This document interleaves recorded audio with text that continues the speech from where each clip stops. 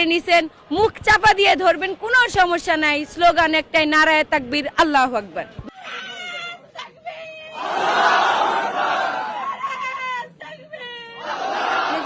আমি যখন নারায়ে তাকবীর বলি, এখন সেটা যখন আপনি আমার থেকে মাইক কেড়ে নেন এবং বিপরীতে ভুয়া ভুয়া স্লোগান দেন, এবং আপনি কি বললেন তার বিপরীতে ন্যারেটিভ কি দাঁড়া করালেন, এটা জামাত শিবিরের স্লোগান। আচ্ছা, যদি নারায়ে তাকবীর জামাত শিবিরের স্লোগান হয়, এর মাধ্যমে কি আপনি তাদের ট্যাগিং করছেন না তাদের আরো ক্রেডিট দিচ্ছেন? নারায়ে তাকবীরের মতো একটা স্লোগান আপনারা বলতেছেন জামাত শিবিরের, কিন্তু এটা তো জামাত শিবিরের স্লোগান হইতেই পারে না।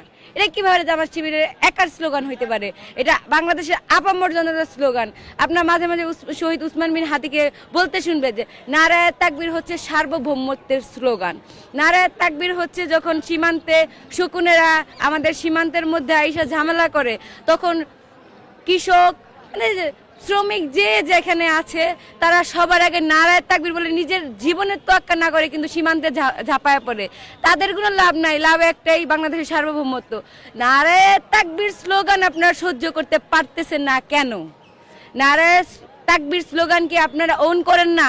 আল্লাহর মহত্ব কি মানে যে কেউ বলতে পারে না? এটা কিভাবে আপনারা বলতে পারেন একটা নির্দিষ্ট দলের স্লোগান? আমি ঠিক এই জায়গাটায় আমার হচ্ছে আমি দ্বিমত তীব্র নিন্দা জানাই। আর দ্বিতীয় কথা হচ্ছে, আমি দেখবেন এই পর্যন্ত কোনো স্লোগান কেউ দিচ্ছে আমি তাকে দিতে দেই নাই, এরকম কিছু হয় নাই। আপনার নিজস্ব স্লোগান থাকতে পারে, দেন স্লোগান।